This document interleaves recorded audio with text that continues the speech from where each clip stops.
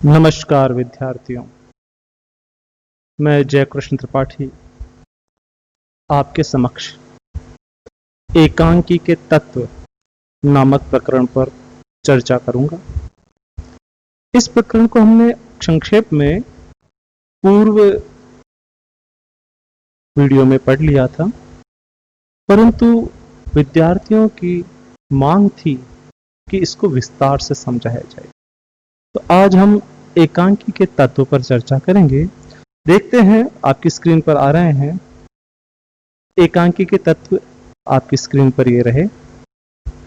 पहला तत्व है कथा वस्तु, दूसरा है कथोपकथन। इसे हम डायलॉग्स या संवाद भी कहते हैं। पात्र व चरित्र चित्रण, इसे हम कैरेक्टर्स कहते हैं। कितने कैरेक्टर्स हैं उस एकांकी में। भाषा और शैली, उसका उद्देश्य, संकलन त्रय, अभिनेता और अंतरता, ये इसके प्रमुख तत्व हैं। अब हम एक एक तत्व को लेंगे और उस पर विस्तार से चर्चा करेंगे, आपको समझ में आए। इसके लिए हम बहुत ही सरलता से इसको प्रस्तुत करेंगे और समझेंगे। आइए जानते हैं कि पहला तत्व है कथा वस्तु। ये कथा वस्तु क्या है? कथा वस्तु मूलतः अगर देखा जाए तो एकांकी की रचना प्रक्रिया का आधार स्तंभ है। तो मूलाधार कह सकते हैं इसको। ये मूलाधार है किसका? एकांकी की रचना प्रक्रिया है। और इसी के माध्यम से चरित्रों की सृष्टि होती है और उनका विकास होता है। अब एकांकीकार क्या करता है? कथा वस्तु कहां से चुनता है? इतिहास से, राजनीति से, धर्म से, समाज से, आसपास की घटनाओं से चुनकर एकांकी की रचना करता है। साथ में कोशिश वह करता है कि जीवन के सामयिक संदर्भों से उसे जोड़े और उससे दर्शकों का ध्यान आकर्षित करे। जिज्ञासा और कौतूहल हो तो और भी बढ़िया है। रोचकता, विस्मयता आदि गुण भी होने चाहिए। कथा वस्तु के अगर हम देखा जाए तो 5 भाग कर सकते हैं। प्रारंभ, नाटकीयता, द्वंद्व, चरम सीमा और परिणति। रंगमंचीय सूचना द्वारा कथानक का स्वरूप दर्शक के सामने आ जाना चाहिए। और होता क्या है कि प्रारंभ में एकांकीकार अपनी बात रखना, अपना आसपास का वातावरण जमाना शुरू करता है और फिर नाटकीय संघर्ष को चरम सीमा तक ले जाता है। कथा वस्तु में सहज गतिशीलता भी होती है। अच्छा, कथा वस्तु में एक और है, उसमें संकलन त्रय होना चाहिए। अब ये संकलन त्रय क्या है, ये मैं आगे वाले बिंदु पर चर्चा करूंगा। अब हम दूसरे तत्व की ओर बढ़ते हैं। जो इसका दूसरा तत्व है वह है कथोपकथन, संवाद, डायलॉग्स। अब कथोपकथन एकांकी का महत्वपूर्ण तत्व है, क्योंकि एक ये दृश्य श्रव्य माध्यम है और इस माध्यम में कथोपकथन का महत्व बढ़ जाता है। इसी से ही हम कहानी का विकास भी कर सकते हैं, इसी से हम पात्रों के मनोभावों को व्यक्त कर सकते हैं और इसी से ही हम अपनी बात विद्यार्थियों, दर्शकों, सामाजिकों तक पहुंचा सकते हैं। तो कथोपकथन बहुत ही महत्वपूर्ण तत्व है। अब क्या इसकी खास बात होनी चाहिए? तो ये संक्षिप्त होनी चाहिए, सरल होनी चाहिए, पर उसमें रोचकता और स्वाभाविकता बहुत ही महत्वपूर्ण है। और साथ ही साथ इसमें अभिनय द्वारा उन संवादों को और भी प्रभावी बनाया जा सकता है। ये सोद्देश्य होने चाहिए, अनावश्यक नहीं होने चाहिए। यह मूल संवेदना भी मुख्यतः कथोपकथन से प्रकट हो सकती है। कथोपकथन एकांकी को जीवंतता प्रदान करता है। तो हमने देखा कि जीवंतता प्रदान करने वाला तत्व क्या है? कथोपकथन। होने कैसे चाहिए? सहज होने चाहिए, सरल होने चाहिए, और एक और खास बात है इनकी, यह पात्रानुकूल होने चाहिए।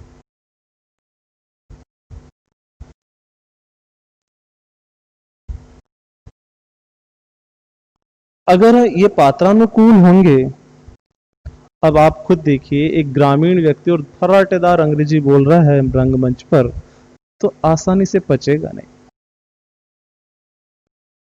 अगर एक चंचल पात्र वो वहां उदास से डायलॉग बोल रहा है, मरे मरे डायलॉग बोल रहा है, नहीं चलेगा। तो इसमें अभिनयता भी जरूरी है, सहज सरलता जरूरी है, और सोद्देश्यता होनी चाहिए। किसी न किसी उद्देश्य को लेकर सोद्देश्यता होनी चाहिए। किसी न किसी उद्देश्य को लेकर एक कथोपकथन या संवाद बोले जाने चाहिए। आइए अब हम आगे चर्चा करते हैं कि अगला तत्व क्या है। वह है पात्र और चरित्र चित्रण। देखिए, नाटक में पात्र बहुत सारे हो सकते हैं, परंतु एकांकी में तो संक्षिप्त पात्र होने चाहिए, ताकि सबके साथ उसका जुड़ाव हो सके, सबको समय मिल सके, और दर्शक भी उसे सहज रूप से पहचान सके। पात्र कथा को गति और विकास देते हैं, और ये जो पात्रों की सृष्टि होती है, ये एकांकीकार अपने विचारों को प्रदर्शित करने और कथानक को मूर्त रूप देने के लिए करते हैं। और इन पात्रों के माध्यम से ही वह अपने संवाद के द्वारा अपने विचारों की अभिव्यक्ति करते हैं। अगर संवाद द्वारा नहीं तो वह घटनाओं के द्वारा अपने विचारों की अभिव्यक्ति करता है। तो पात्र ही कथा को गति और विकास देते हैं, और कहानीकार ऐसे पात्रों का चयन करता है जो सामान्य जनजीवन से, जिससे सभी अपना साधारणीकरण स्थापित कर सके, सभी अपना सहज जुड़ाव महसूस कर सकें।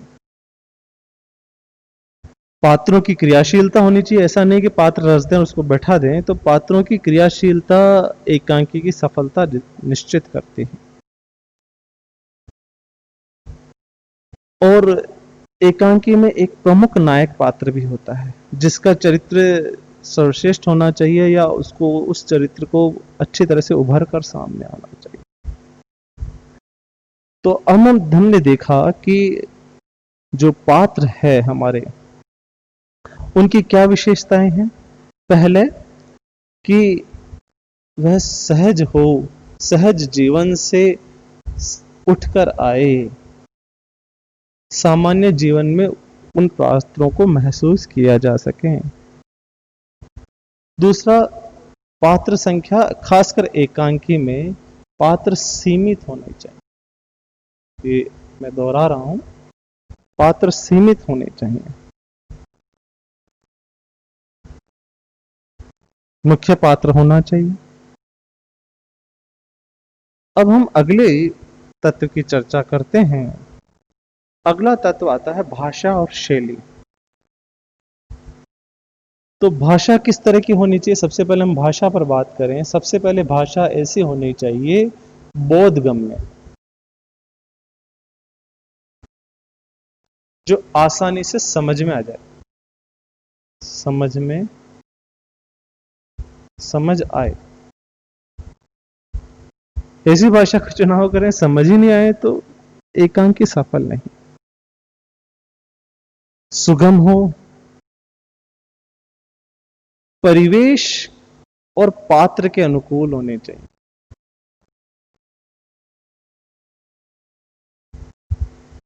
परिवेश व पात्र के अनुसार होनी चाहिए। अगर परिवेश बहुत पुराना ऐतिहासिक और हम उसमें अंग्रेजी भाषा के शब्दों का प्रयोग करेंगे, या ऐसी भाषा जो उस समय चलती नहीं हो उसका प्रयोग करेंगे तो वह परिवेश को सही तरह से जीवंत नहीं कर पाएगा। इसी तरह से किसी उच्च वर्गीय पात्र से हम देसी या निम्न वर्गीय पात्र की भाषा बुलाएंगे। तो यहां पर एकांकीकार को ध्यान रखना चाहिए। शैली, शैली नाटकीय शैली होनी चाहिए। ऐसा नाटकीय शैली मतलब उसमें रोचकता, उसमें कुछ प्रदर्शन करने की भावना। आगे हम बात करते हैं अगले तत्व की, वह है उद्देश्य। उद्देश्य कोई ना कोई कहानीकार रखता है और उद्देश्य को वो सीधे सीधे कथन न करके सांकेतिक ढंग से भी अभिव्यक्त कर सकता है। तो कथा वस्तु के अनुसार उद्देश्य विभिन्न हो सकते हैं। कई तरह के उद्देश्य हो सकते हैं, विभिन्न उद्देश्य। परंतु उद्देश्य अगर उदात्त हो, समाज के युक्त हो, समाज के बड़े लक्ष्यों को पाने के लिए हो, तो उसकी स्मृति दीर्घजीवी बनती है। कहानीकार संवादों के द्वारा, घटनाओं के द्वारा और पूरे कथानक के द्वारा ही, यह पूरे कथानक के द्वारा पात्र व संवादों के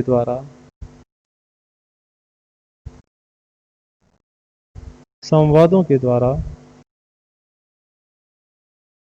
उद्देश्य पूरा करता है। हम अगले तत्व की ओर चलते हैं, वह है संकलन त्रय। संकलन त्रय क्या है?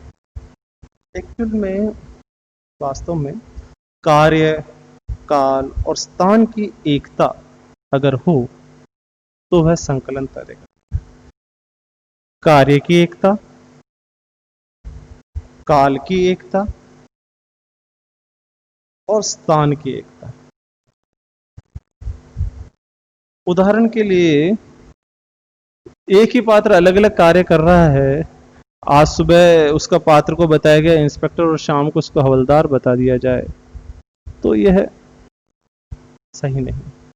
काल बहुत ही ज्यादा अंतराल हो, बार बार बदलता रहे, स्थान भी बदलता रहे, तो ऐसे करने से दर्शकों को उसकी विश्वसनीयता पर शक होता है।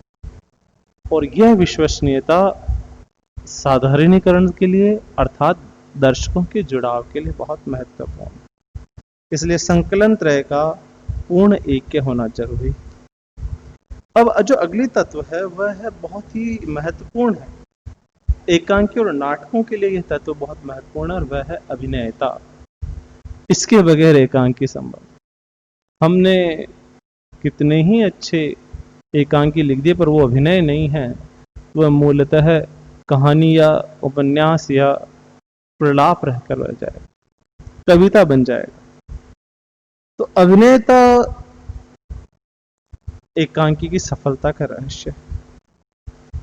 तो नाटकीय और हृदय संबंधी संवाद, हृदय स्पर्शी संवाद हो उसमें, और पात्रों की वेशभूषा, हाव भाव, अंग संचालन आदि के निर्देश उसमें अच्छी तरह से दिए गए हों। तो रंग निर्देश भी आवश्यक है। अब मैंने एक शब्द बताया, रंग निर्देश। रंग निर्देश क्या है? अगर हम देखें तो रंग निर्देश कुछ नहीं, जैसे सुबह का समय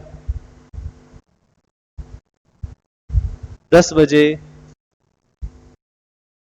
10 बजे राम का